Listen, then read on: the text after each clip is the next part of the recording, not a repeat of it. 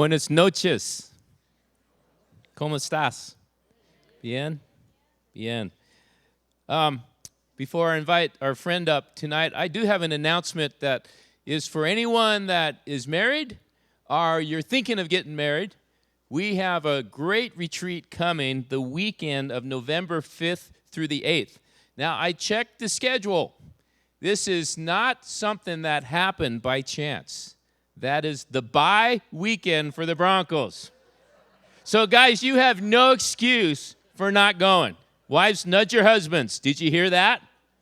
And this is going to be at the Wine Country Inn in Palisade, and they are going to do the video series called Love and War. It's kind of a sequel to the video series Love and Respect. It's an awesome thing. You know, Love and War, the thing that I just do every day, guys, I just want you to do the same thing, is just wake up every morning, look at your wife in the eyes, and with a very genuine look and say, honey, I'm sorry.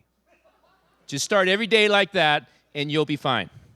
So that is, if you are interested in going to this conference, this retreat, and I really recommend all of you that are in any kind of significant relationship that you would do this, that you need to sign up right away before they bump up the cost, okay? So if you guys are watching your pennies, you need to get signed up and talk to Stephanie Paust in the office, and she will get you registered.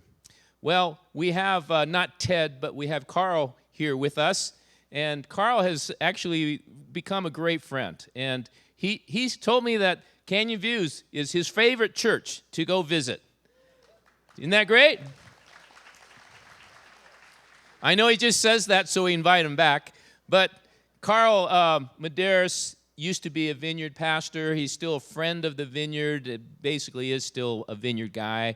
But his experiences in working in Lebanon for 12 years and then other countries as he's continued to build relationships with Muslim people, I think the message that Carl has is revolutionary and prophetic for the church. So without any further ado, let's welcome our friend Carl.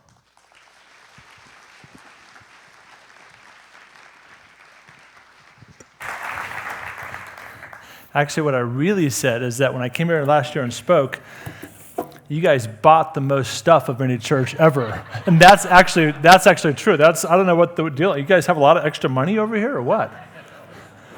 Seriously, I mean, so you're really not my favorite church. That's not, no, I mean, you are my favorite church, and it's because, never mind, anyway. So it is nice to be back, and that part is true. Actually, I sold everything. You guys went crazy last year. So I brought some more stuff back, the same stuff with the new book, Two of Those Bala, but I think you all have them now. So I only brought a couple boxes.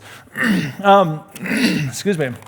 I'm kind of on this Jesus kick.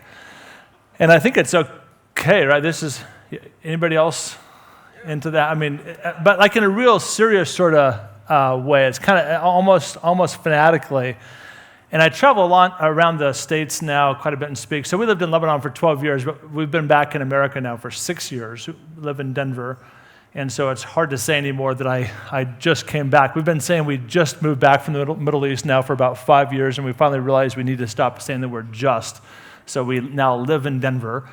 And I travel around and speak a lot, not about Muslim stuff really, but about Jesus stuff and about how to connect with people on that topic, the topic of Jesus. And one thing that's been interesting to me, and this is kind of a thesis, a theory that I've developed, and I'm going to try it out on you guys tonight. I've actually just finished a new book that I turned into the publisher last week called Speaking of Jesus. And the subtitle is The Art of Non-Evangelism. Okay, you ready? Now, you got to listen really carefully tonight. Otherwise, you'll leave tonight and you'll think, oh my, what in the world was that guy doing over in the Middle East? Because he's lost his mind. So here's my thesis. That Christians, particularly ones like us who are really serious about God and we really believe in Jesus, we're trying to follow Jesus, we believe the Bible's true, and we want our friends to know Jesus. We want our neighbors to know Jesus. We want our coworkers to know Jesus, right? So would that be you guys? Go, woohoo. Yeah, great. So you guys really want that, I'm sure you do, and you want your family members to know Jesus. Now, I talked about this a little bit last year. Have you ever noticed that it's almost like proportionate? The more you want somebody close to you to know Jesus, the more they don't want to know Jesus? Have you ever experienced that? We were really honest last year. We're going to continue that theme this year, be really honest. That's been my experience. And like the harder I try to evangelize them, the less it works. So there's something wrong somewhere. This is my theory. This is what this new book is going to be about. There's something wrong. So we're assuming it's not Jesus. Nothing wrong with Jesus. He's fine. Nothing wrong with the gospel. Nothing wrong with the Bible. My theory, actually, there's nothing wrong with them, whoever the them are. The thing that's wrong is, who does that leave in this equation? Us. Yeah, we're kind of messed up. And here's what I think, here's what's messed up about us. It's the whole thing of evangelism. Evangelism and how we think of it is messed up. Because it makes us really awkward, us, them, and then we try these really clever, sneaky, we do the seeker-sensitive method, and then we do the purpose-driven method, and then we do the power evangelism method, and then we do we do all these different things. We do 4 spiritual laws, and we add a few, 5, or then we subtract 1, 3, and we do evangelism explosion, and we show movies and films, and we do more multimedia, and we're cooler and more clever, and wear turbans in our head and all kinds of crazy things to like get this point across, and it doesn't work. Basically, it doesn't. I mean, if I asked all of you guys, how many of you, don't raise your hands because this would be embarrassing, but if I said to you, how many of you have personally led a friend, neighbor, coworker to Jesus in the last month? You know, and he's sitting next to you right here. I mean, my guess is not many of you. And so my question is, why not? Why not? Because I think Jesus is awesome. And I think you think that as well. So what's the deal here? So I want to give you 3 thoughts from the scriptures, 3 kind of big macro thoughts, and then just tell you some stories. So first of all, if you want to you can look at these real quickly. Mark chapter 9. Let's look at Mark chapter 9, just verse 15. It's a real simple thought here. Mark 9:15, and then we'll go over to Luke. Mark 9:15 says what lots of passages in the Gospels say. As soon as all the people saw Jesus, they were overwhelmed with wonder and ran to greet him. As soon as all the people saw Jesus, they were overwhelmed with wonder and ran to greet him. Here's big thought number 1 about Jesus. Almost everybody liked him. I mean, sometimes we forget that, don't we? We forget that they liked him so much they wanted to make him king. They tried to make him king once by force. Crowds followed him everywhere. Who were like... The only people that didn't like Jesus were the ones he kept messing with and offending and stealing their territory, which were the religious leaders. But like all the normal people, so I would say like the people of Grand Junction, so if we bring it to modern day time, all the people would like Jesus if he were here. Or I think if he were represented well here. All the people would like him. Sometimes we focus on the verses like, I call it the narrow gate verses. You know, and I've had people say to me all my life, you know, Jesus, I mean, I went out and I was doing some evangelism the other day, and of course it didn't go well because, Jesus is like a narrow gate and like a pin and a needle, and it doesn't really work. And they're like using that that's their defense of why what they just did didn't work. Have you ever kind of heard that? It's almost like a theology. Like the theology of it doesn't work. I mean, Jesus is good news, but not really, because really he's not the way, he's standing in the way. He's like holding people out. And he said, nope, not you, not you, not you. Goat, goat, goat, goat. You're out. Sheep, I don't even see the sheep. I don't know where they are. It's very narrow. The road's very narrow. The gate's very small. And really nobody can ever get in. Which those passages don't even say that. They just say that with God, this is impossible. With man, it's impossible to come into the kingdom of God. But with God, all things are possible.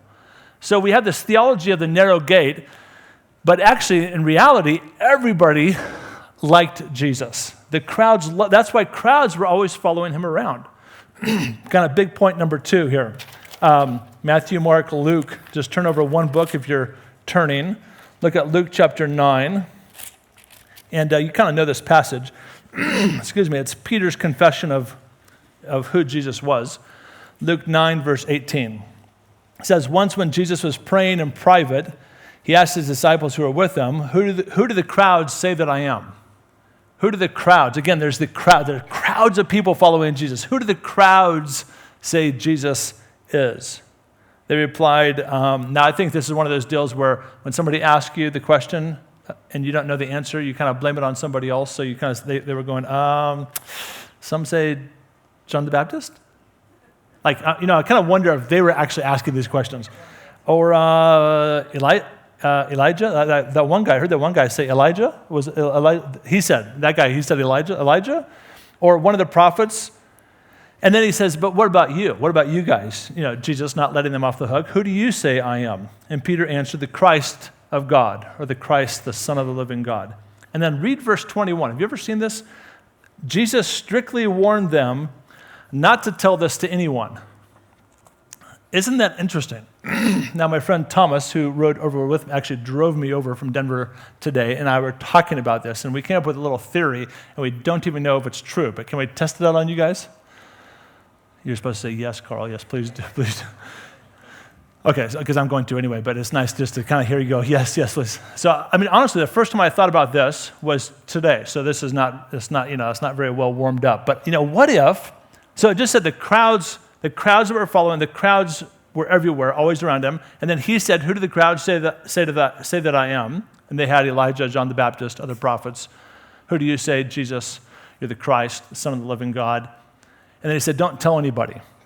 I almost wonder if, because it wasn't yet his time, he wanted to become more and more and more famous. In the sense that he wanted more and more crowds to follow him. Because here's what happens here. When we get to the later part of the Gospels, his message gets a little bit harder, doesn't it? It gets a little more divisive. I'm afraid that many of us start there. So we start with the hard stuff of Jesus. We start with the sheep and the goats. We start with the in and the outs. We start that no one comes to the Father but by me. But that's at the end of his life when he talks about these things. The beginning of his life, he's just welcoming. What's he doing? He's going around doing good, it says. Casting out demons, healing the sick, feeding thousands of people. Who wouldn't like that Jesus? What we do, because we know the whole story, is we tend to start sometimes at the end of the story. Kind of with the harder stuff of Jesus. But what if Jesus didn't want them to tell everybody who he was because he liked all of society speaking of him? See, the society, the culture, the world, all of Israel was talking about Jesus. He was a thing of conversation. Who is that guy? Could it be the long foretold Messiah? No, there's no way. His dad's Joe. There's no way. A guy from Nazareth? Obviously that can't be the Messiah. But all of society is talking about Jesus. Do you ever feel that today? Do you ever think that society is like discussing Jesus? And why not? Why would they not be down at Mesa State College? Why would they not be talking about, why would there not be a class in the poli-sci department called Jesus? Why would there not be? Why would there not be in the economics department a class called Business Ethics of Jesus or Jesus of Nazareth? Why would there not be in the history department a class on Jesus? Why would there not be, and then fill in the blank, literature department, the Gospels? There's no reason there would not be, except for we'll come back to this point again of, I think, our weirdness and awkwardness in this idea of evangelism. So point number one, everybody loved Jesus. Point number two, the crowds, the whole society were all speaking about Jesus all the time, and he was encouraging that. And then number three, I know this is weird, but even Jesus spoke about Jesus. He was constantly speaking about himself, which would be arrogant if anybody else was doing that, except for Jesus. God, the Father, was speaking about Jesus. He said to everybody, hey, listen, this is the one. This is my son.